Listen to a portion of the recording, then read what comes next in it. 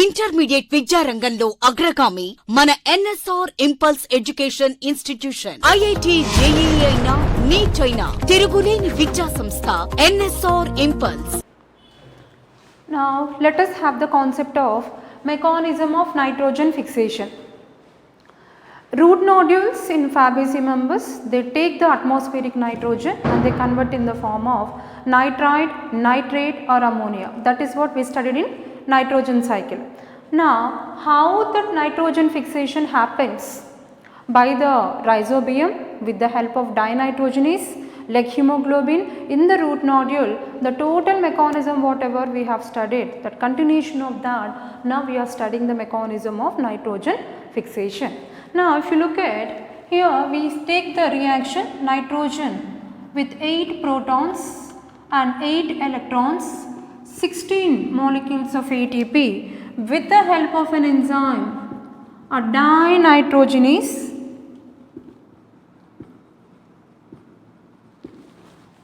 What we are trying to say here? Atmospheric gaseous form of nitrogen, atmospheric nitrogen with 8 protons, 8 electrons and 16 molecules of ATP. So 8 protons, 8 electrons are needed. High amount of energy, 16 molecules of ATP is needed for the conversion of atmospheric nitrogen into ammonia. So who is the enzyme who plays very important role here? Dinitrogenase enzyme. Where this dinitrogenase enzyme is present? Within the rhizobium. So what happens here? In the process of conversion, it converts into 2 molecules of ammonia. 2 molecules of ammonia plus 2 protons and along with that 16 molecules of ADP. Because here we have written 16 molecules of ATP.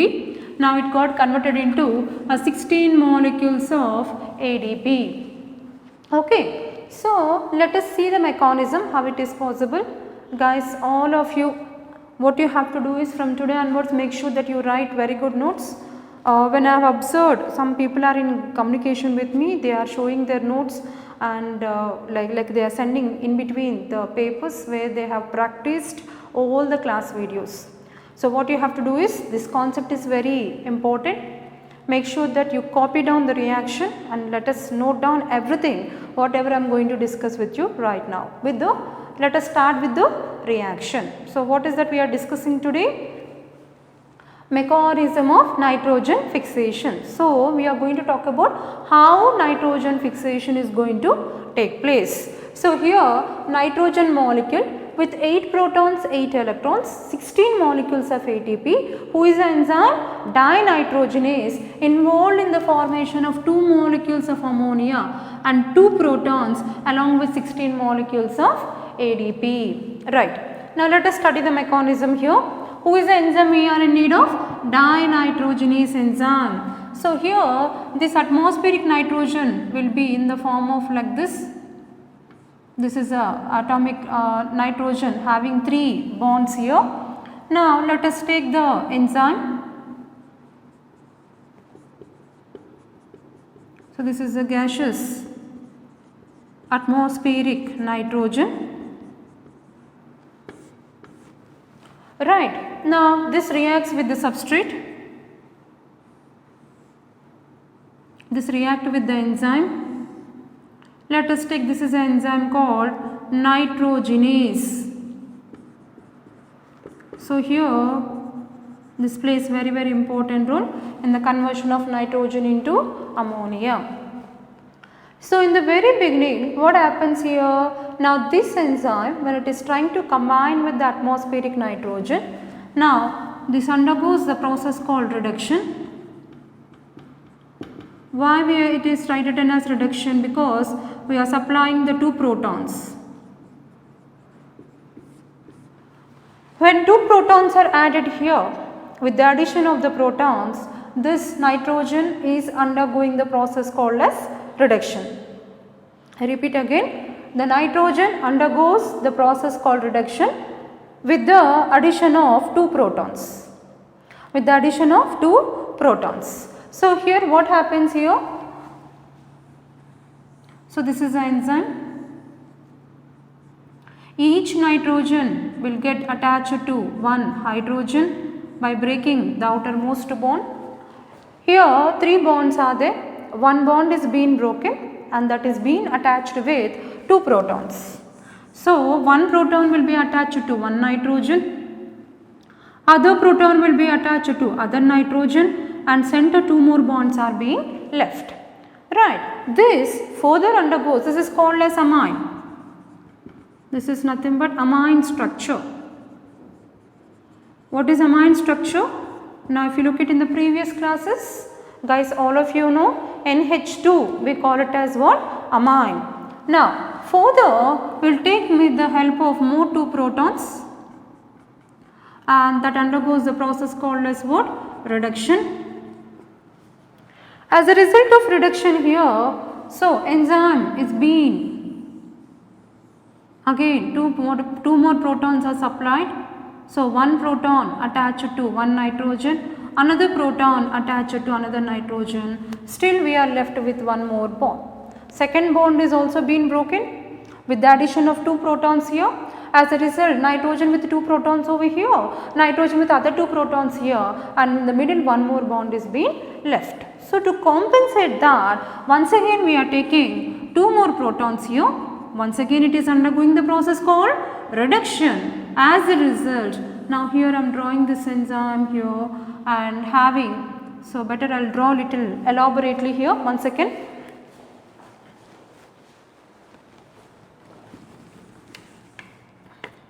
So here altogether, here if you look at the nitrogen having 3 hydrogens, and here also nitrogen will be having 3 hydrogens. So here each nitrogen molecule is got attached with 3 hydrogen atoms that lead to formation of ammonium. So what happens here? This ammonia, this is released 2 molecules of ammonia, and this enzyme is released. I am writing here the drawing the enzyme as it is. After formation of ammonia, ammonia will get separated from the enzyme. This is a molecule of ammonia. This is nothing but the product produced, and the enzyme is as it is back. This is nothing but what we call nitrogenase enzyme. Enzyme nitrogenase. What is produced here? Product. This nitrogenase, after releasing 2 ammonia molecules, this nitrogenase enzyme once again go and combine with another molecule of nitrogen and continues the reaction to produce more molecules of ammonia. Same enzyme, after releasing the product, once again it will go and combine with another molecule of nitrogen and fixes the nitrogen in the form of ammonia. Same nitrogen, it will undergo number of cycle of reactions so that it can produce ample number of ammonium molecules very much required for plant growth and metabolism. Right. Now this ammonia further protonated with the addition of 2 more protons and further undergo reduction process, and that leads to ammonium. So this is what we call ammonia, we call that is NH3, further get ionized to form ammonium ions, ammonium compound. Right, so ammonia further get protonated to form what is called as ammonium. This is how atmospheric nitrogen, it's get converted to form 2 molecules of ammonia. Alright, I hope everyone got it, and this is quite simple concept. Let us revise it once. Atmospheric gaseous form of nitrogen converts into ammonia with the help of 8 protons. Where is the count of 8 protons? 2 plus 2, 4 protons, plus 2, 6 protons, plus 2, 8 protons.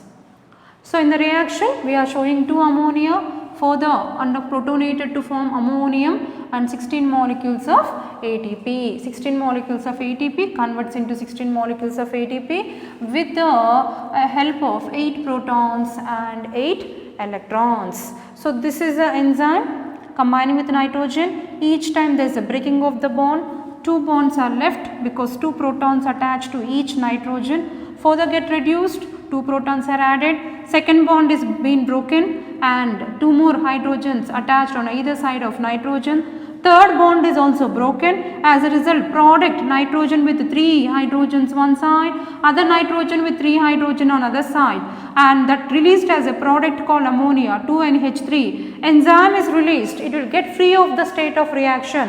It will go and combine with another molecule of nitrogen. So this is nothing but the mechanism of nitrogen fixation.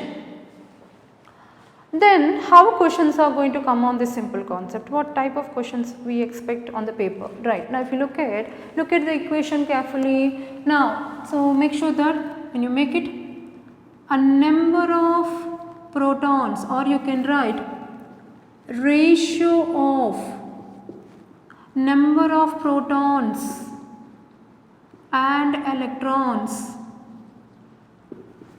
Okay, ratio of number of protons and number of electrons.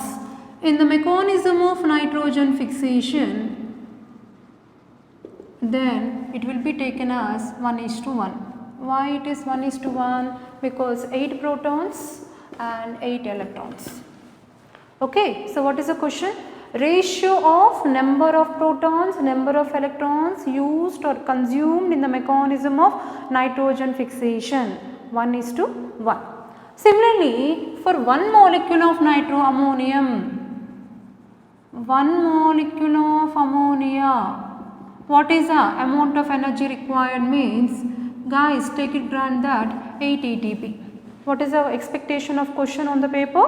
For one molecule of ammonia, how many ATPs are being consumed? For one molecule of ammonia, 8 molecules of ATP. For 2 molecules of ammonia,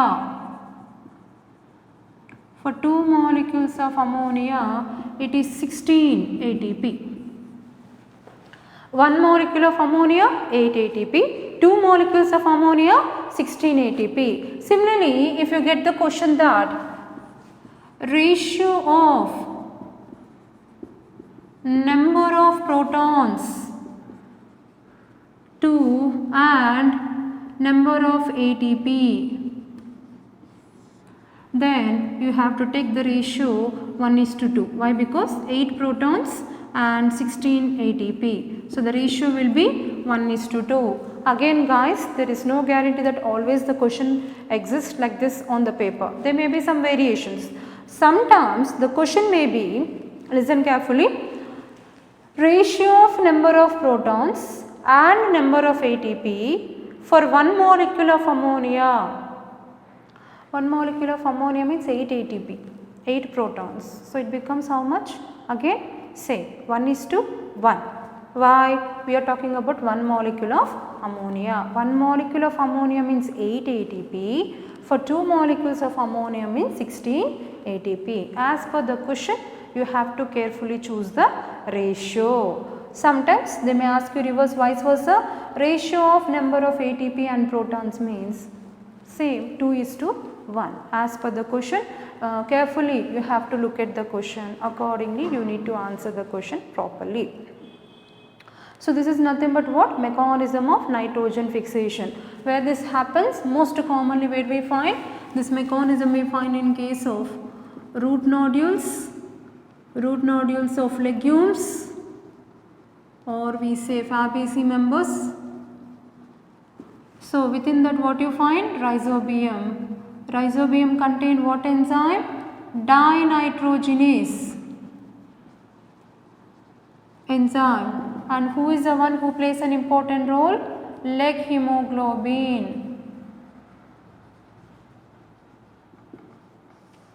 Who is that who plays a very important role? Is nothing but what? Leg hemoglobin. So these are the things very importantly you have to remember for the mechanism of nitrogen fixation.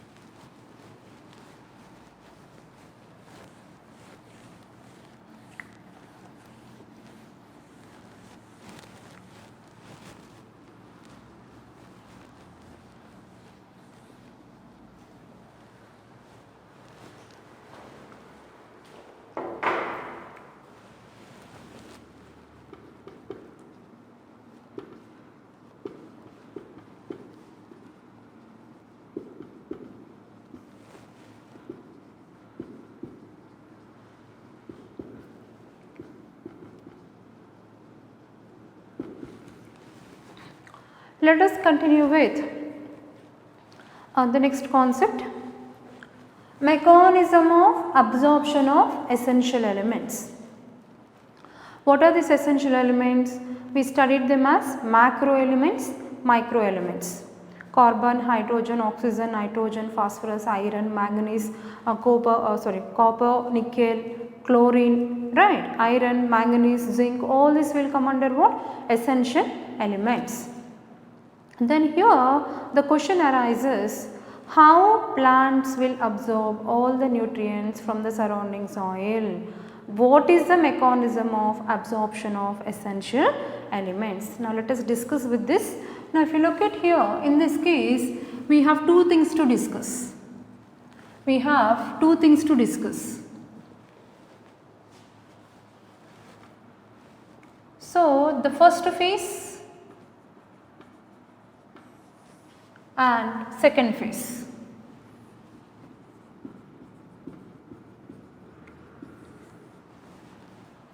So in this mechanism altogether we have two phases.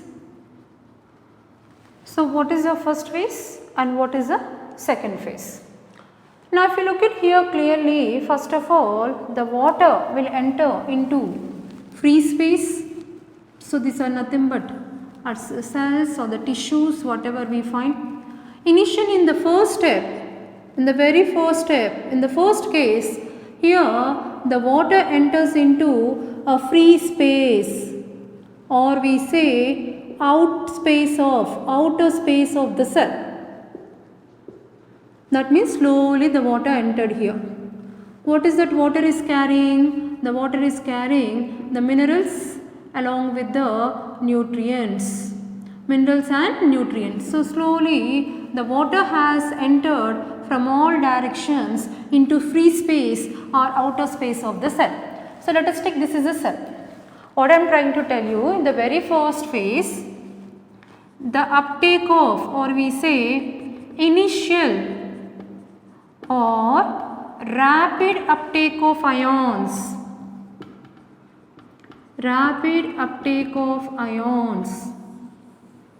into free space or outer space of the cell,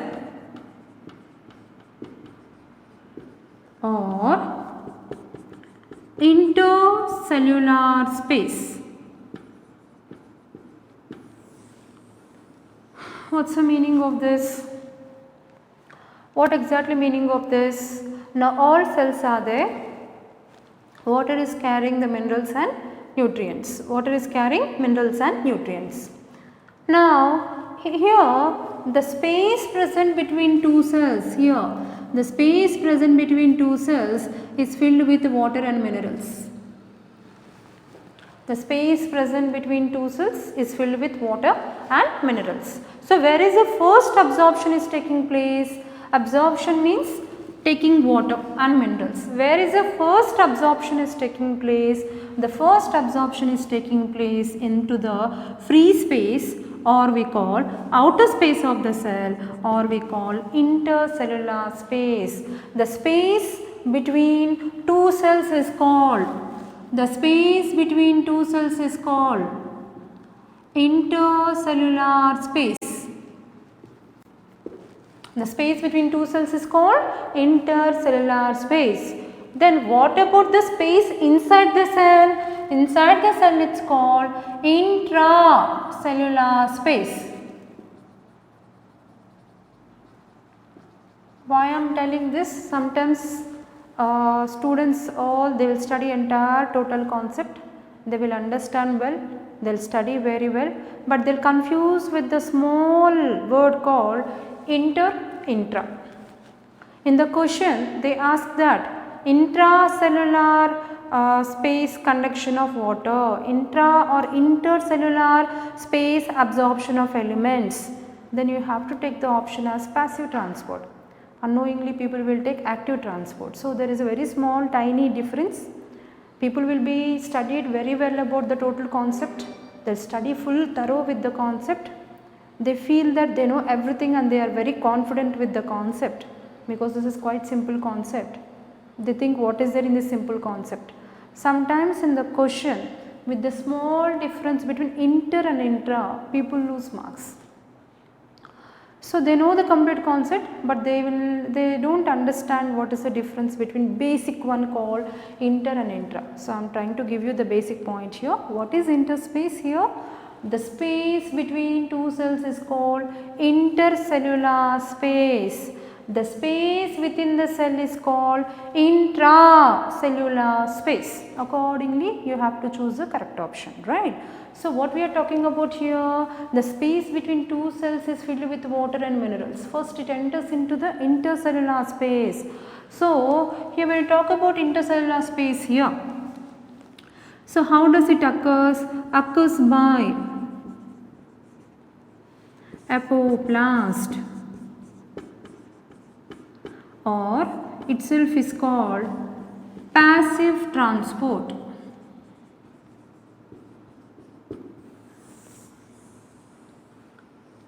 Okay, so try to remember this. Occurs by apoplast, or itself is called passive transport. What is apoplast? Outside the cell. Absorption of essential elements outside the cell. Where outside the cell? In the free space between two cells, or outer space of the cell, or absorption of elements. What is the right definition you have to remember? Absorption of elements into the intercellular space of the cell. It's called apoplast. It's called apoplast. Itself is called passive transport. Itself is called passive transport. Once again, I'll give you clear differences between active transport and passive transport. Don't worry guys, but whenever you talk about first phase of absorption, whenever the question is first phase of absorption of ions, or first phase or initial phase or rapid uptake of ions, always occurs by the process called apoplast. I repeat, what is apoplast? Absorption of essential elements, mechanism of absorption of essential elements into intercellular space is called apoplast, or itself is called passive transport. So what is passive transport? Apoplast is a type of passive transport. So how does it occur? So here it is nothing but it occurs along with the concentration gradient. Along with the concentration gradient. Along with the concentration gradient means from where to where? High concentration to low concentration. It occurs from high concentration to low concentration. That means it occurs along with concentration gradient and without energy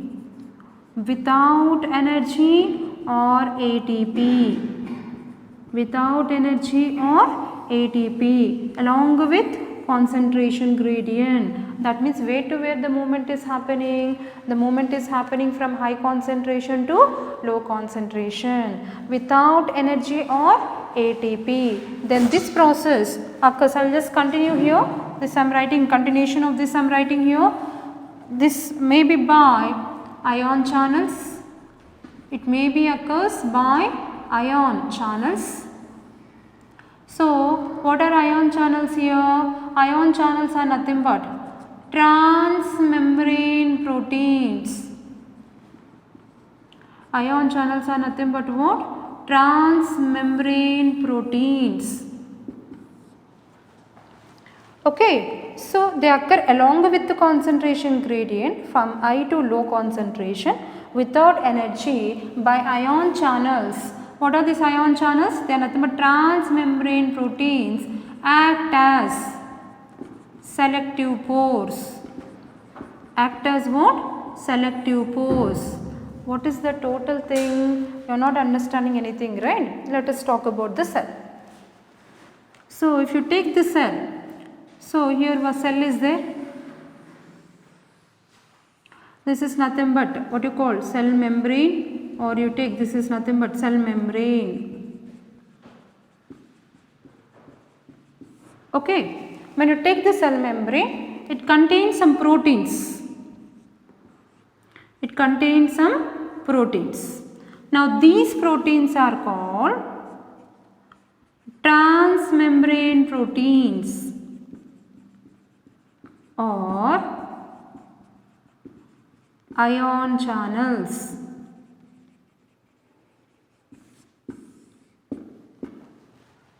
Okay, so what's the meaning of this? Suppose if you take this is a cell contains cell membrane. On the cell membrane you find the proteins. These proteins are called transmembrane proteins or ion channels. So here this may be water, whatever observed here, it processes to transmembrane proteins of the cell membrane, goes to free space and again enters into another cell having transmembrane proteins.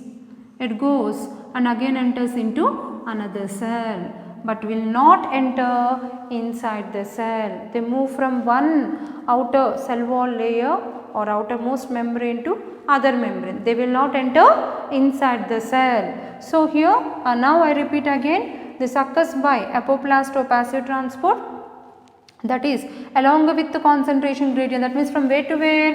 Here high concentration of ions and minerals are there. High concentration of ions is there. From here the movement occurred to low concentration. But here no energy. Energy is not needed. Without energy the movement happens from high concentration to low concentration by ion channels. What are these ion channels? Ion channels are also called as transmembrane protein. They act as selective pores. Selective pores means openings.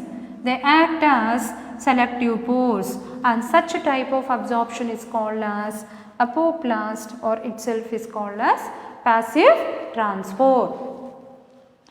Then after some time they enter into second phase. What is this? Second phase of absorption. In second phase of absorption what happens? Uptake of ions enters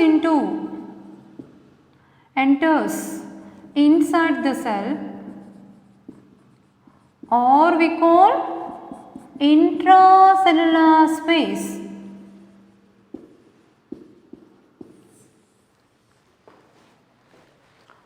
So what happens after some time? In second phase of absorption, uptake of ions enters inside the cell or intracellular space. This is first phase. Now they will start entering into inside the cell. This is second phase. This is called second phase of absorption. In second phase of absorption where the ions are entering? Ions will enter inside the cell and what you call the inside the cell, the space is intracellular space. Okay, so the absorption of essential elements, absorption of ions, uptake of ions enters inside intracellular space, means the space inside the cell, right. Now this occurs by a mechanism called symplast or active transport. Symplast or active transport, very very important. Here it is apoplast or passive transport, but here it is called symplast or active transport, right. So what is the difference? In apoplast we say along with the concentration gradient, from where to where? From high concentration to low concentration. Coming to this, here it is against concentration gradient. Against concentration gradient means from where to where? From low concentration to high concentration. To high concentration. So here against concentration means quite opposite. That's from where to where? Low concentration to high concentration. Just 1 second. 30 minutes.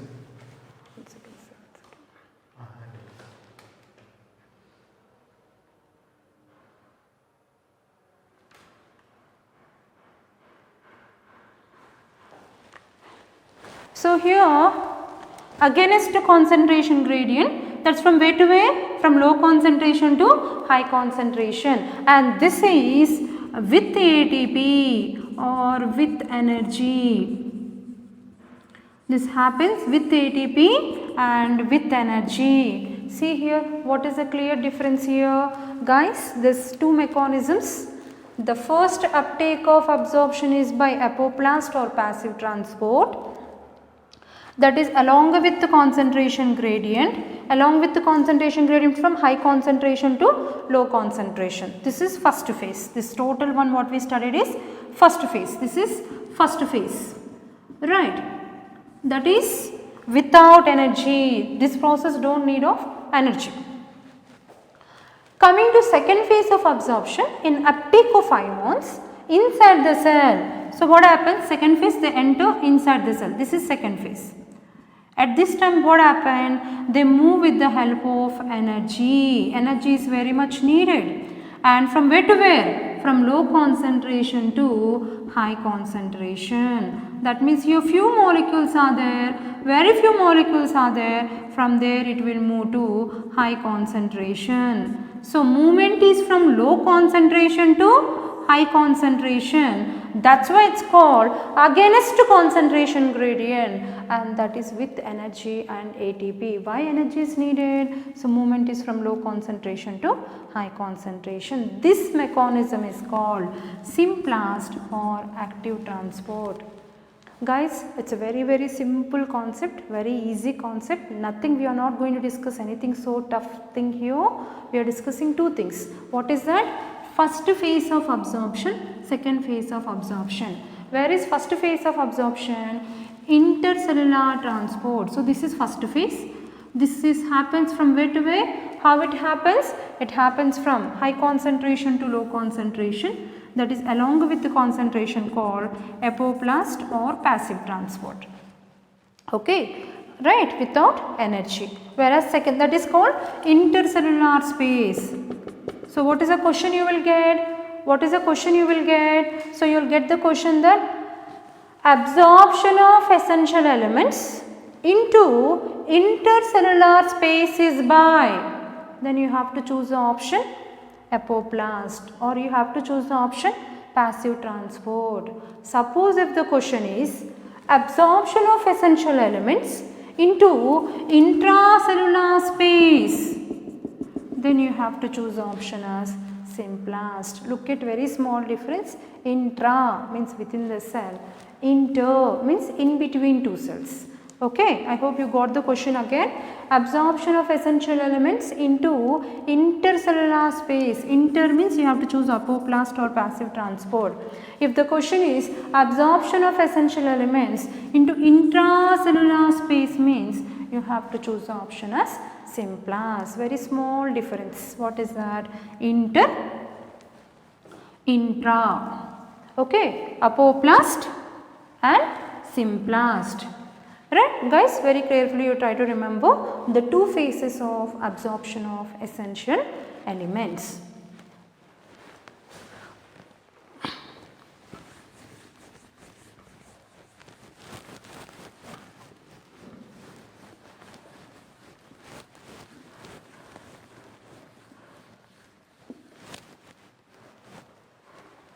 Right. Now, let us make very clear difference between passive transport and active transport. Passive transport and active transport. Guys, these two mechanisms are very important. Very basic part we are discussing. So, let us make clear difference between passive transport and active transport. Same thing. Passive means it's a slow process.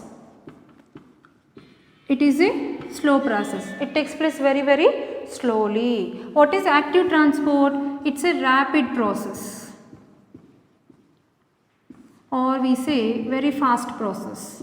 Active, that name itself is very actively the absorption occurs. Very actively transportation of molecules occurs from one place to other place. Active means rapid or very fast process, and passive means it's a very slow process. Now here the same difference I am telling you here. Now passive transport mostly occurs, that is along with the concentration gradient. Along with concentration gradient. Along with the concentration gradient means from where to where? High concentration to low concentration. More molecules, it's called high concentration. More molecules, it's called high concentration to low concentration. Okay, that's why it does not need energy. Without energy or ATP, or we say no ATP, energy is not required. All these points are very, very important. What else we said now? This occurs by, what is that? Intercellular transport, mostly by intercellular transport. Right. So this is also called as what? Apoplast. Apoplast movement. In some cases it's also called apoplast movement. Why in some places it's called apoplast movement? Everywhere we can call passive, but in some places it's called apoplast. Why is it so? We'll discuss this point later in coming concepts. But try to understand passive transport. Apoplast is a type of passive transport. Okay, apoplast is a type of passive transport. So these are all the things which you have just now written. Again I gave you simple clarity here. Slow process along with the concentration gradient, high to low, without energy, and intercellular transport. So here passive transport, because it's moving from high to low, this is also called as downhill transport. This is also called as downhill transport. Why it is called downhill transport? Movement is happening from high to low. So that's why it's called downhill transport. Who is called downhill transport? Passive transport. Coming to active transport. So this occurs against concentration gradient. Against concentration gradient. That's from where to where? Low concentration to high concentration. How it happens from low to high? Very few molecules are there. Here more molecules are there. But still movement is from where to where? Low concentration to high concentration. How molecules will move from low to high? So if you want to pump the water from low to somewhere on the roof of the building, what you need to take? You need to apply motor. Without the force and pressure, you cannot take the water. Right. Similarly, some energy is required to make the movement of the molecules from the lowest concentration to highest concentration. So here this mechanism takes the help of some amount of energy. So here this mechanism is with energy or with the help of ATP. With energy or ATP is required.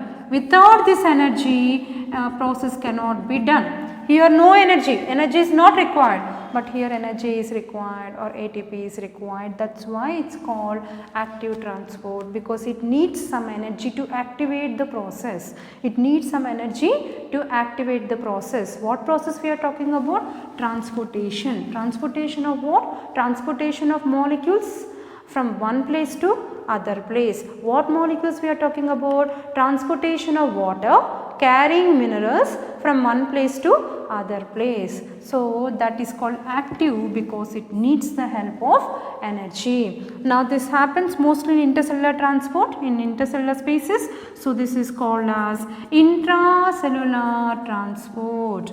So here it happens within the cell. Intra means within the cell. So here this is intercellular transport, this is intracellular transport. So from where to where the flow of molecules is taking place? That from low concentration to high concentration, it's going up. So that's why active transport itself is called as uphill transport. Uphill transport. Why it's called uphill transport? Going from low concentration to high concentration. and here mostly where the mechanism is taking place, intracellular transport. That's why this is also called as Simplast movement. This movement is called Simplast movement. So very clearly we have a difference. Right. So finally you try to understand apoplast passive transport is also called apoplast movement, also called downhill transport. Coming to active transport is also called Simplast movement, also called as what? Uphill transport.